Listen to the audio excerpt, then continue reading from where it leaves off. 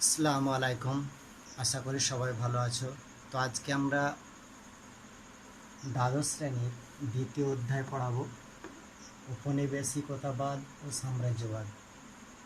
তো আজকে আমরা এই ঔপনিবেশিকবাদ নিয়ে আলোচনা করব। তো ঔপনিবেশিকবাদ এই যে শব্দটা, এটা একটা ইংরেজি শব্দ, যার বাংলা প্রতিশব্দ হয়েছে কি কলোনি।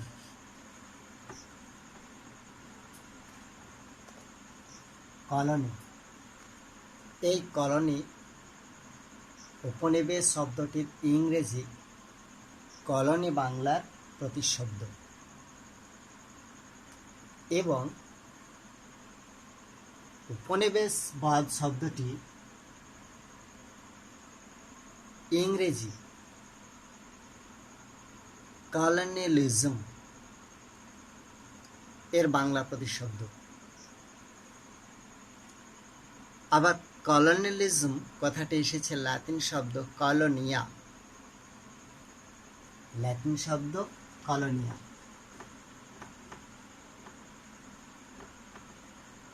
কলোনিয়া শব্দ থেকে, এই কলোনিয়া থেকে শব্দটি এসেছিল, যার অর্থ হল বিশাল সম্পত্তি। তাহলে এই উপনিবেশবাদের কি সংজ্ঞা হতে পারে, বা উপনিবেশবাদ কাকে বলে, এটা একটু আমরা আলোচনা করি। উপনিবেশবাদ বলতে বোঝায় ইউরোপ তথা বিশ্ব ইতিহাসের একটা নির্দিষ্ট মুহূর্তকে, যার সূচনা হয়েছিল পর্তুগাল, স্পেন, পরবর্তীকালে ইংল্যান্ড, ফ্রান্স প্রভৃতি ইউরোপীয় দেশ কর্তৃক। এ প্রসঙ্গে হবসন কি বলছেন, হবসনের মতটা আমরা একটু জানব। হবসনের মতে উপনিবেশবাদ হল জাতীয়তাবাদের বহিঃসম্প্রসারণ। অবশ্যই মনে রাখতে হবসনের মত, উপনিবেশবাদ হল জাতীয়তাবাদের বহিঃসম্প্রসারণ। উইলসনের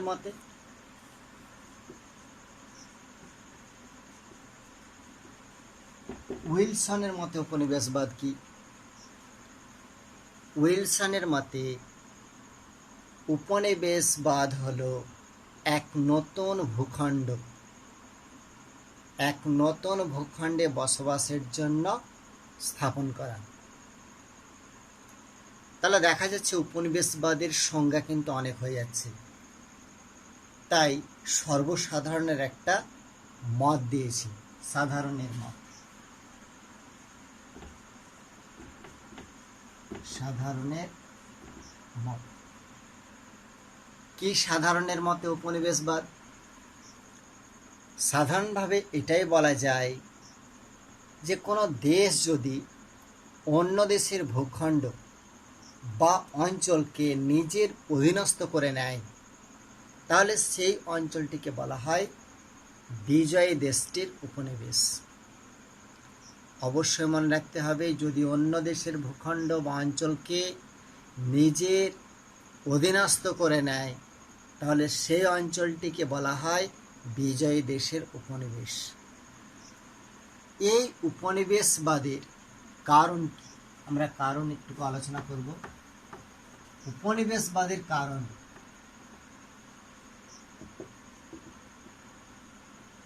বেশ কয়েকটা কারণে উপনিবেশবাদ গড়ে উঠেছিল। যেমন সেই সময় উপনিবেশ কারণের গুরুত্বপূর্ণ কারণ হচ্ছে প্রত্যেকটি দেশ বিশ্ব ইতিহাসে বৃহৎ শক্তি হিসাবে গড়ে ওঠা। এটাই সব দেশের পরিকল্পনা ছিল। সপ্তদশ শতকে ইউরোপীয় মহাদেশে উপনিবেশ সম্প্রসারণের প্রতিযোগিতায় মেতে উঠেছিল সবাই। এই জন্যে অনেক রক্তক্ষয়ী যুদ্ধ হয়েছিল। তাহলে সবাই চাইছিল কি বৃহৎ শক্তি হয়ে ওঠা। তাহলে এটা 1 নম্বর কারণ হতে পারে, বৃহৎ শক্তি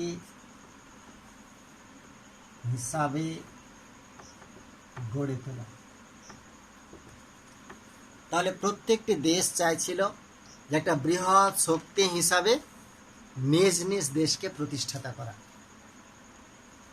এটা একটা উপনিবেশবাদের কারণ। আর কি, শিল্প উপনিবেশবাদগুলি নতুন নতুন শিল্প মূলধনের দ্বারা মুনাফা অর্জন করে।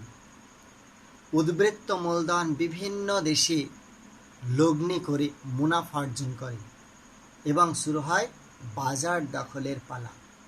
তাহলে উদ্বৃত্ত মূলধন, 2 উদ্বৃত্ত মূলধন। তাহলে উদ্বৃত্ত মূলধন, একটা দেশ তাদের নিজের দেশের চাহিদা মিটিয়ে উদ্বৃত্ত মূলধন অন্য দেশে বিক্রি করার জন্য অন্য দেশকে বাজার হিসাবে গড়ে তুলতে প্রত্যেকটি দেশই চাইছিল। তাই বাজার দখলের পালা চলছিল। তাহলে এটা একটা উপনিবেশবাদের কারণ। আর কি, ঠিক সেই সময়তে পুঁজিবাদ উপনিবেশবাদের অন্যতম একটা কারণ। ইংল্যান্ড সহ ইউরোপের বিভিন্ন দেশে শিল্প বিপ্লব ঘটে যাওয়ার ফল পুঁজিবাদের অর্থনৈতিক গুরুত্ব বাড়ে এবং বিভিন্ন শিল্পক্ষেত্রে পুঁজির অর্থনৈতিক গুরুত্ব আস্তে আস্তে হু হু করে বাড়তে থাকে। বিভিন্ন শিল্প পুঁজির বিনিয়োগ শুরু হলে উপনিবেশের প্রয়োজনীয়তা বাড়ে। তাহলে পুঁজিবাদের প্রসার, এটা একটা পয়েন্ট হতে পারে। পুঁজিবাদের প্রসার, তাহলে পুঁজিবাদের প্রসার এটা একটা কারণ উপনিবেশবাদ হিসেবে। আর কি, ঠিক সেই সময় প্রত্যেকটি শক্তিশালী দেশ উপনিবেশকে শক্ত খুঁটির মধ্যে বেঁধে রাখার জন্য তাদের সামরিক শক্তি, তারপরে অর্থনৈতিক দিক, রাজনৈতিক দিক সক্রিয়ভাবে ধরে রাখার চেষ্টা করেছিল। যেমন সামরিক শক্তির জন্য মার্কিন যুক্তরাষ্ট্র প্রশান্ত মহাসাগরীয় অঞ্চলে, সেখানে প্রধান একটা বিরাট বিস্তার ঘটিয়েছিল। ব্রিটেনের সাইপ্রাস নিজের প্রাধান্য প্রতিষ্ঠাতা করে সেখানে বিরাট শক্তিজোট গঠন করেছিল। তাহলে সামরিক শক্তি বৃদ্ধি প্রচেষ্টা চালিয়েছিল প্রত্যেকটা দেশ। সামরিক শক্তি বৃদ্ধি,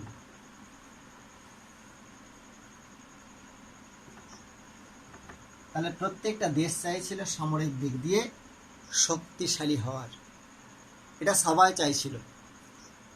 আর কি, ঠিক সেই সময় ইউরোপীয় দেশগুলিতে শিল্পের জন্য কাঁচামালের প্রয়োজনীয়তা দেখা দেয় এবং উদ্বৃত্ত পণ্য রপ্তানির জন্য বাজার দখলের প্রয়োজনীয়তা হয়ে ওঠে। উভয় চাহিদা মেটানোর জন্যই তারা এশিয়া, আফ্রিকা, লাতিন আমেরিকা বিভিন্ন অঞ্চলে উপনিবেশ স্থাপন করেছিল। তাহলে কাঁচামালের আমদানিতে পণ্য রপ্তানি, কাঁচামালের আমদানি, কাঁচামালের আমদানি। তাহলে কাঁচা মাল বিভিন্ন দেশ থেকে সংগ্রহ করার জন্যই কিন্তু উপনিবেশবাদ গড়ে উঠেছিল এবং তার জন্য বাজার গঠন করতে হয়েছিল। এই বাজারই হচ্ছে উপনিবেশের মূল কারণ। আর কি, দ্বিতীয় বিশ্বযুদ্ধের পরবর্তীকালে এশিয়া, আফ্রিকা, লাতিন আমেরিকা সহ বেশ কিছু কিছু দেশ সাম্রাজ্যবাদী শাসনে অবসান ঘটে এবং স্বাধীন রাষ্ট্র হিসাবে আত্মপ্রকাশ করে। উপনিবেশবাদের এই অবসান প্রক্রিয়া অব উপনিবেশীকরণ বা বে উপনিবেশীকরণ নামে পরিচিত হয়েছিল। তো এছাড়াও ছিল কি জাতীয়তাবাদী চেতনা।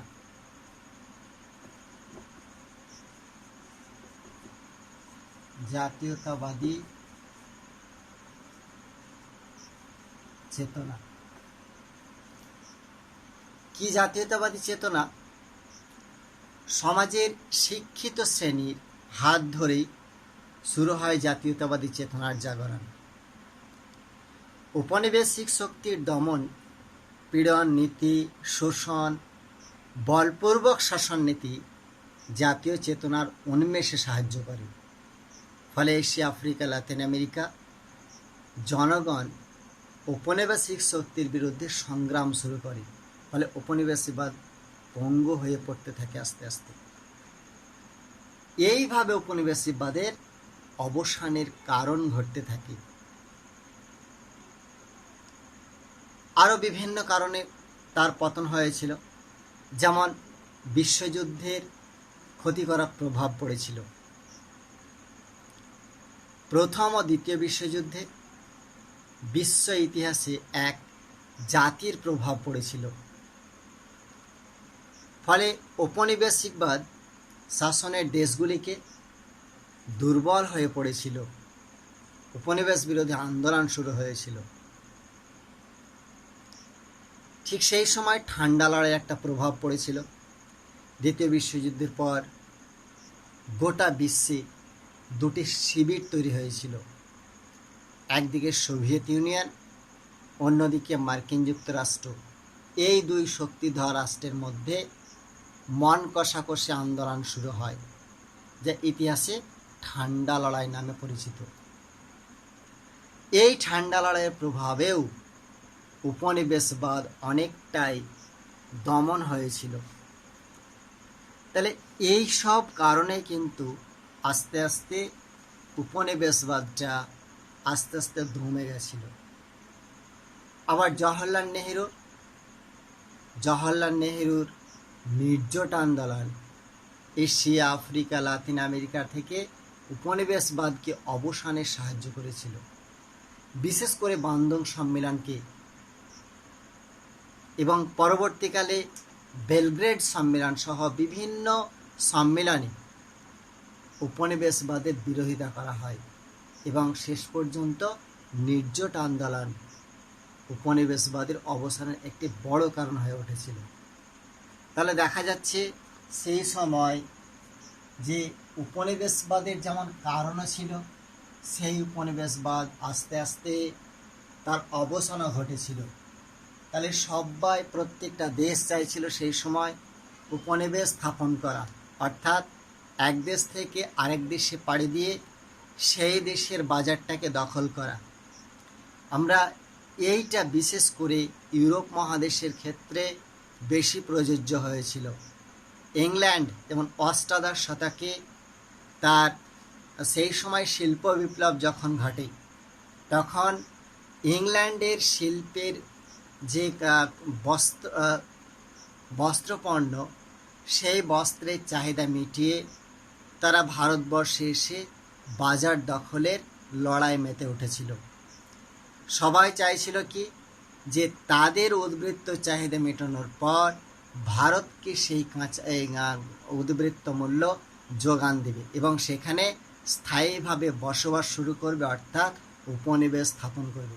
শুধু ভারতে নয়, তারা চীন, জাপান, জার্মানি বিভিন্ন দেশে এই বস্ত্র শিল্পের উদ্ভব ঘটেছিল সেই সময়।